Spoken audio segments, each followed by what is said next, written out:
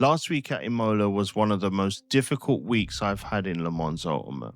I completed 12 races, but far too many of them ended in contact, damage, or a trip back to the pits. I pride myself on trying to race cleanly, so instead of hiding the incidents, I wanted to examine them honestly. Mac and Mia are going to review what happened, but I also want your opinion. Was I unlucky? Was I making the wrong decisions? Or was there more I could have done to avoid these accidents? Watch the incidents, judge the evidence, and please do tell me the truth.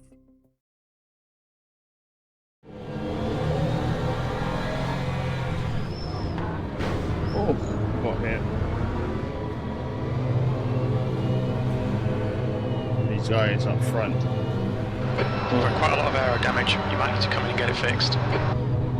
Let's go and get it fixed, man.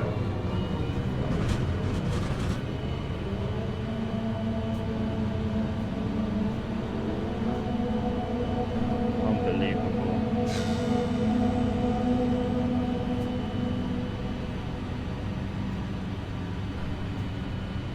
Where's my pit stop? Green flag, green flag. You have a penalty. Oh my goodness! You've got 3 laps to serve this penalty. Your exit's clear. Don't cross the white line. You've served your penalty. Before the race has even gone green, Capone is caught in a concertina effect and struck from behind. The damage is immediate, but the bigger problem begins when he heads for the pits before the start is officially released. From the cockpit, the decision makes sense. He hears that the car is damaged, sees the pit entrance approaching, and reacts immediately. But in trying to save the race, he moves beyond his assigned starting position before the green, and the game treats the pit entry as serving the drive-through, not repairing the car. The initial contact is not Capone's fault. The costly mistake comes afterwards, reacting to the damage before the race has officially started. With no external replay available, we cannot judge the cars behind, but the lesson is clear. In a formation start, even after contact, remain within the game's positioning instructions until the green. Green flag, green flag.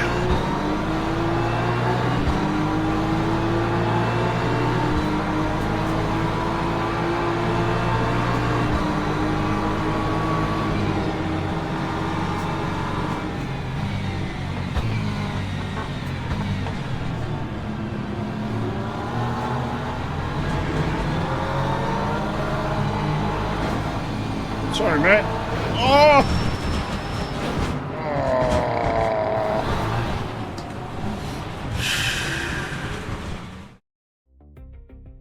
Capone begins from P16 and reaches the opening sequence surrounded on both sides. As the field compresses, he moves left to avoid the cars on his right, but another car is already arriving into that space. From Capone's perspective, the move left is defensive. He is trying to escape the pressure on his right. But because he does not appear to recognize the car approaching from the rear left, his escape route becomes another driver's racing line. The second contact from the right is what completes the spin, but the first mistake begins earlier. Capone is not driving recklessly, he is reacting to congestion. Even so, moving across the track without fully accounting for the car on his left contributes to the incident.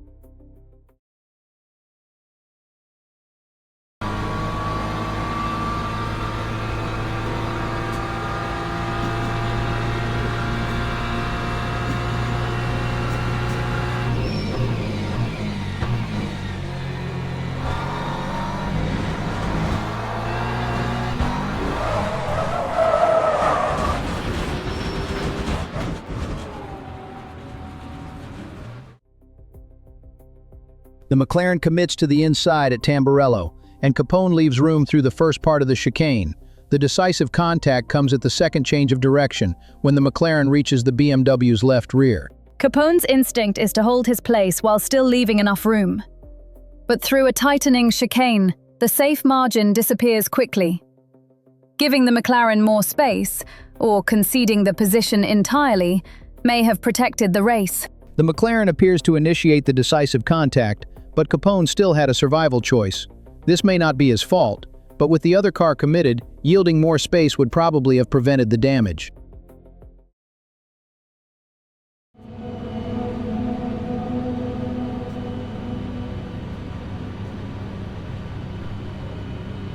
Green flag, green flag.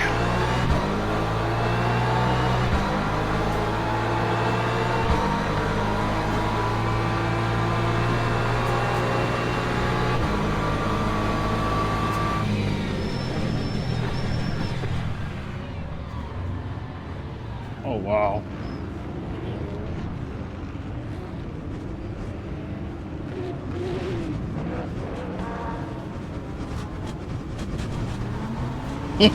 Major wreck.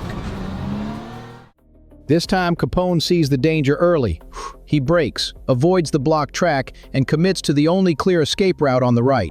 The important difference here is anticipation. Instead of waiting to see whether the crash clears, Capone accepts the loss of the racing line and prioritizes survival. No contact, no damage, and 8 positions gained.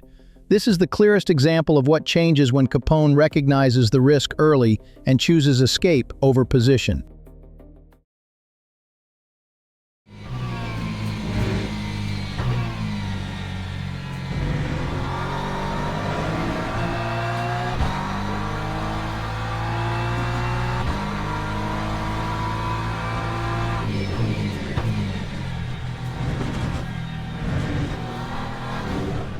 Oh! Why did you slow down? The braking into Variante Alta is not the main issue. The critical moment comes on the exit, where Salvadori remains unusually slow and does not accelerate away as Capone expects. Capone begins accelerating for the expected rhythm of the corner, but the McLaren ahead is still losing speed. The closing gap is understandable, but once the car ahead behaves unexpectedly, expectation has to give way to reaction. Salvadori's unusually slow exit creates the hazard, but Capone still has a responsibility to react to the car ahead rather than the acceleration he expects. This is shared responsibility, but it is not a conventional rear-end collision.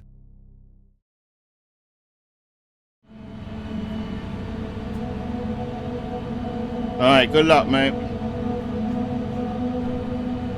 Green flag, green flag.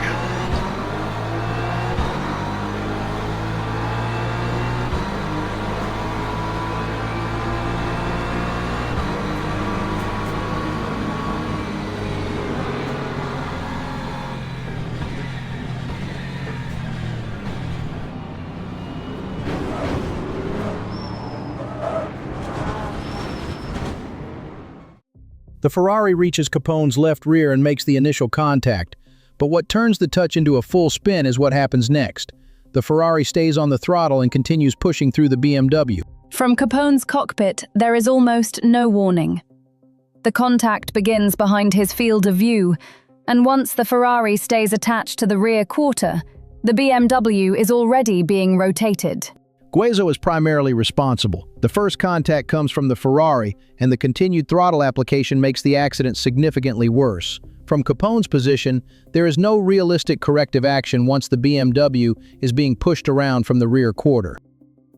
Looking back at all 6 accidents, I can see moments where I was unlucky, moments where other drivers made mistakes, and moments where I could have protected my race better. Still, I want your honest opinion. Which incidents were unavoidable? And where should I change the way I race?